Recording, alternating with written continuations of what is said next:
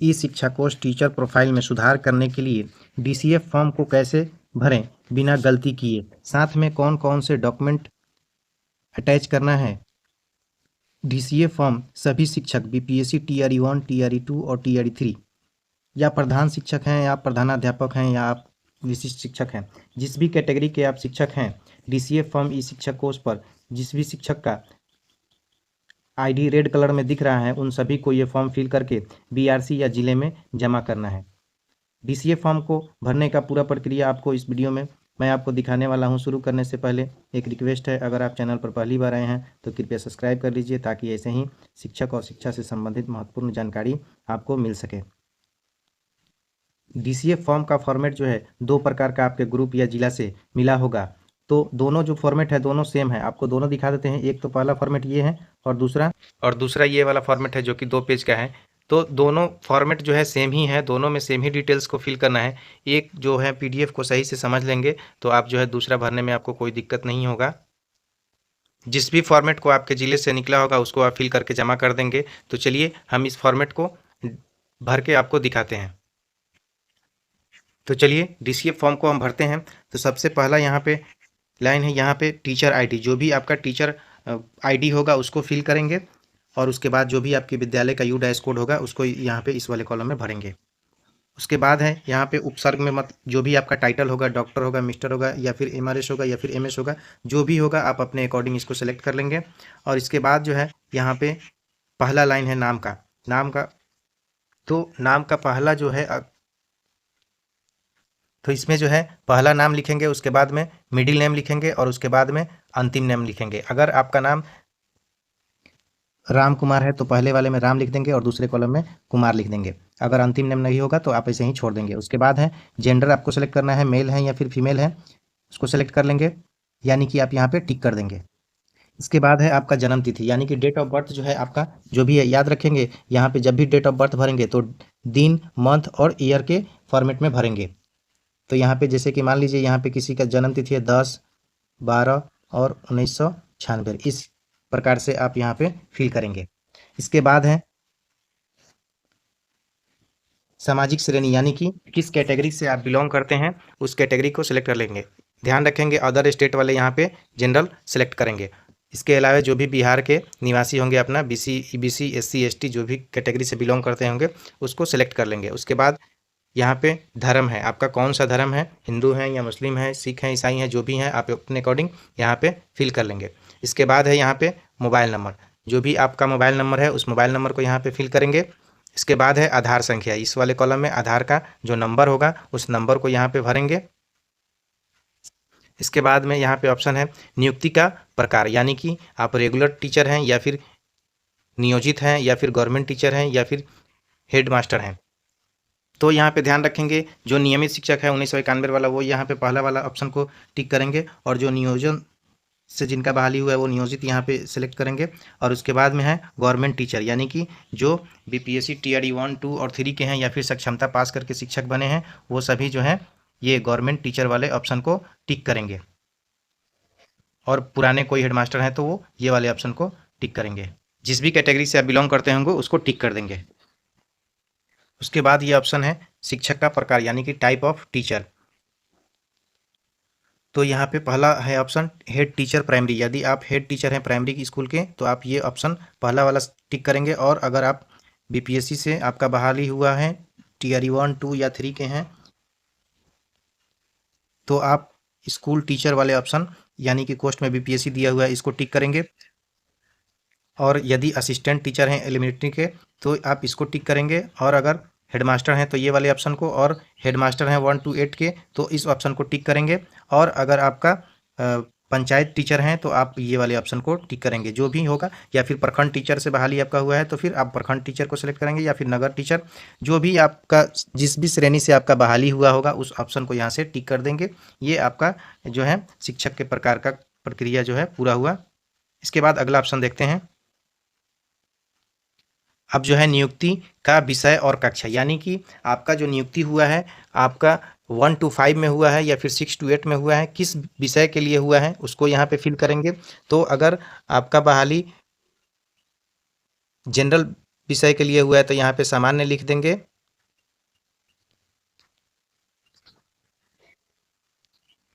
तो यहाँ पे सामान्य लिख देंगे और पोस्ट में यहाँ पे 1 to 5 लिख देंगे। अगर आपका बहाली 6 to 8 के लिए हुआ है तो आप यहाँ पे अपना विषय का नाम पहले लिख देंगे और उसके बाद में जिस भी कक्षा के लिए हुआ है उस कक्षा को यहाँ पे लिख देंगे। अगर कोई साथी का बहाली उर्दू के लिए हुआ है तो यहाँ पे पहले उर्दू भरेंगे और उसके बाद में यहाँ पे कक्षा का लिख देंगे कि 1 to 5 है या फिर 6 to 8 है या फिर 9th है, जो भी होगा उसको यहाँ पे फिल कर देंगे। उसके बाद अगला लाइन है डेट ऑफ ज्वाइनिंग, यानी कि आपने योगदान कब किया था उस तिथि को यहाँ पे फिल करेंगे। ये फॉर्मेट में आप फिल करेंगे, दिन, मंथ और ईयर, इसी फॉर्मेट में आप यहाँ पे भरेंगे।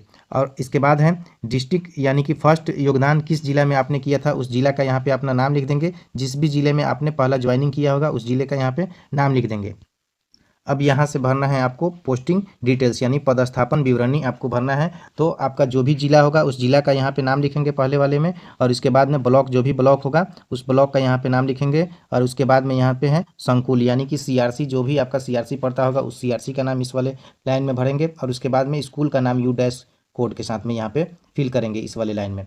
इसके बाद में है अपॉइंटमेंट फॉर लेवल, पदस्थापन का जो स्तर है, PRT है, TGT है या फिर PGT है। तो यदि आप 1 to 5 के शिक्षक हैं तो PRT को सिलेक्ट करेंगे, और अगर आप 6 to 8 या फिर 9 10 के टीचर हैं तो TGT को सिलेक्ट करेंगे, और 11 12 के हैं तो PGT को टिक करेंगे। इसके बाद में है यहाँ पे अपॉइंटमेंट अथॉरिटी, यानी नियुक्ति का प्राधिकार जो है, आप जो है डिपार्टमेंट ऑफ एजुकेशन, यानी कि BPSC से जो बहाल हुए हैं वो शिक्षक जो हैं ये डिपार्टमेंट ऑफ एजुकेशन को टिक करेंगे। और अगर किन्हीं साथी का अगर पंचायत नियोजन से उनका नियुक्ति हुआ है तो ये वाले ऑप्शन को टिक करेंगे दूसरे, और अगर किन्हीं शिक्षक का प्रखंड से नियोजन हुआ है तो वो प्रखंड नियोजन वाले ऑप्शन को सेलेक्ट करेंगे।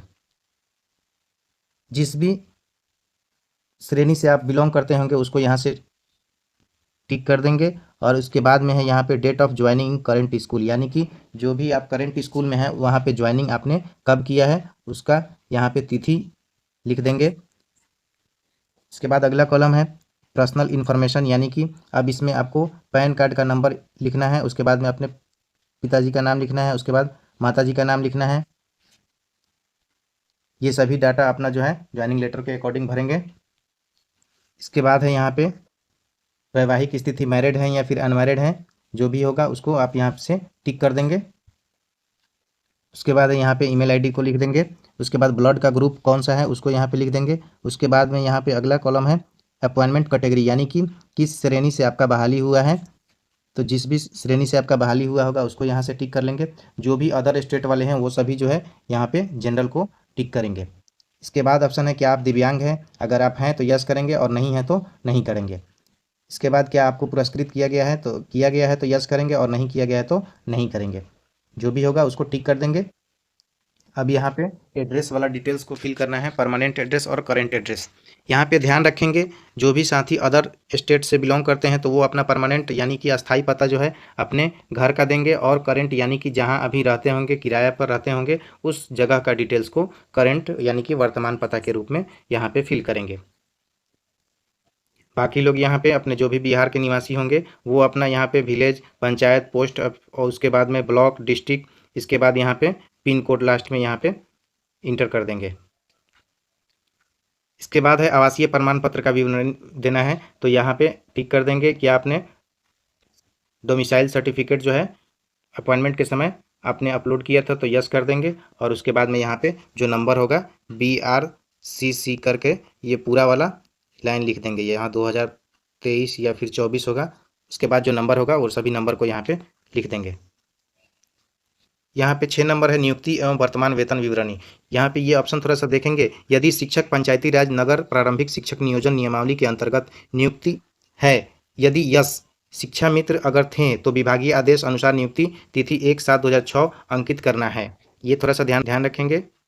इसके बाद यहाँ पे नियुक्ति के समय मूल वेतन कितना था आपका इस वाले लाइन में भरेंगे। उसके बाद प्रेजेंट यानी कि वर्तमान में आपका मूल वेतन कितना है। उसके बाद जो भी आपका नियुक्ति पत्र का संख्या होगा उसको यहाँ पे लिखेंगे। उसके बाद में वर्तमान स्कूल पदस्थापन की तिथि इसमें लिखेंगे।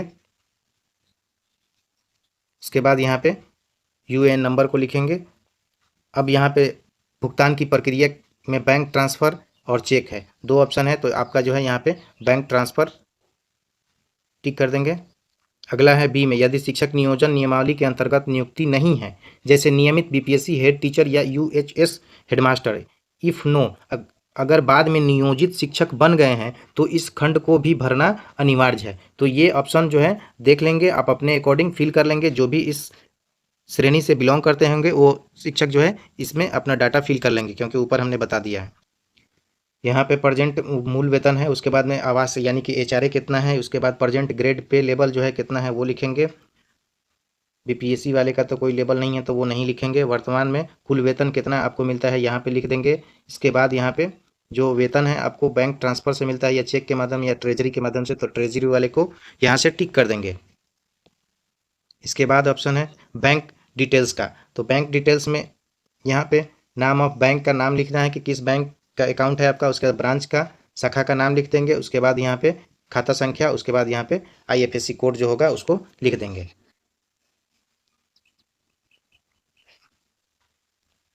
इसके बाद यहाँ पे ऑप्शन है सेवा काल में स्थानांतरण पदस्थापन विवरणी देना है आपको।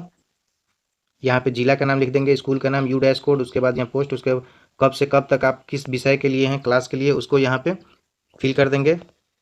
उसके बाद यहाँ पे 8 नंबर कॉलम है शैक्षणिक एवं प्रशैक्षणिक योग्यता, तो यहाँ पे आप जो है एजुकेशन, उसके बाद में 10th 12th जो भी होगा उसको लिख देंगे। उसके बाद में यहाँ पे कब पास किए हैं वो लिखेंगे, उसके बाद बोर्ड का नाम लिख देंगे यहाँ पे। उसके बाद सब्जेक्ट किस सब्जेक्ट, कौन कौन सा सब्जेक्ट था, कितना नंबर आपने प्राप्त किया है, कितने नंबर का परीक्षा हुआ था, ये यहाँ पे 10th 12th बीए जो भी ग्रेजुएशन आपने किया होगा सभी को यहाँ पे एक एक करके भर लेंगे।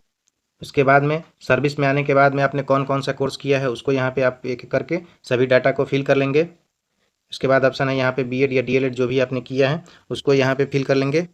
अब यहाँ पे ऑप्शन है एक 9 नंबर अन्य एवं प्रशिक्षण विवरणी, तो आप यहाँ पे देखेंगे पहला ऑप्शन है क्या पात्रता परीक्षा के आधार पर नियुक्त हैं, तो जो भी बीपीएससी से बहाल हुए हैं वो सभी जो है पात्रता परीक्षा पास करके बहाल हुए हैं तो यस कर देंगे, और जो वैसे बहाल नहीं है तो वो नो करेंगे। अब इसके बाद जैसे ही यस यहाँ पे कर देंगे उसके बाद आप सीटेट पास हैं या फिर स्टेट पास हैं या टेट पास हैं, जो भी पास होंगे उसको यहाँ पे टिक कर देंगे। उसके बाद यहाँ पे रोल नंबर भरेंगे, उसके बाद पासिंग, उसके बाद में यहाँ पे कितना नंबर आपने प्राप्त किया है उसको लिखेंगे। उसके बाद अगला ऑप्शन है क्या कभी बीआरपी सीआरसीसी के रूप में कार्य किया है या कर रहे हैं, तो अगर आप कर रहे हो या फिर किए होंगे तो उसको यहाँ पे दर्शाएंगे, अगर नहीं किया है तो यहाँ पे नेभर वाले ऑप्शन को टिक कर देंगे। उसके बाद यहाँ पे ऑप्शन है कंप्यूटर एवं विशेष प्रशिक्षण की स्थिति में यस, अगर आप किए हैं तो यस करेंगे और नहीं किए हैं तो नो कर देंगे। इसके बाद ऑप्शन है भाषाएं जिनमें कार्य साधक ज्ञान है, यानी कि कौन कौन से आप भाषा जानते हैं उस भाषा को यहाँ पे लिख देंगे, हिंदी इंग्लिश भोजपुरी उर्दू जो भी आपको जानकारी होगा उसको यहाँ पे फिल कर देंगे। उसके बाद यहाँ पे शिक्षक का सिग्नेचर हो जाएगा और यहाँ पे एक पासपोर्ट साइज का फ़ोटो को यहाँ पे लगा देंगे। अब बात कर लेते हैं इसके साथ में कौन कौन सा डॉक्यूमेंट साथ में अटैच करके देना है।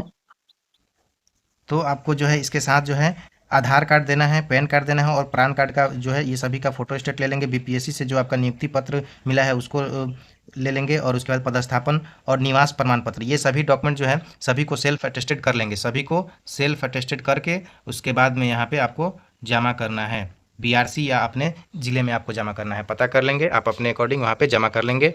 तो ये था प्रक्रिया डीसीए फॉर्म को भरने का। आशा करते हैं आपके सभी कन्फ्यूज़न दूर हो गए होंगे। वीडियो से संबंधित कोई डाउट रह गया तो आप कमेंट करके पूछ सकते हैं। वीडियो पसंद आए तो लाइक करें, कमेंट करें और चैनल को सब्सक्राइब कर लें, ताकि ऐसे ही शिक्षक और शिक्षा से संबंधित महत्वपूर्ण जानकारी आपको मिलता रहे। धन्यवाद।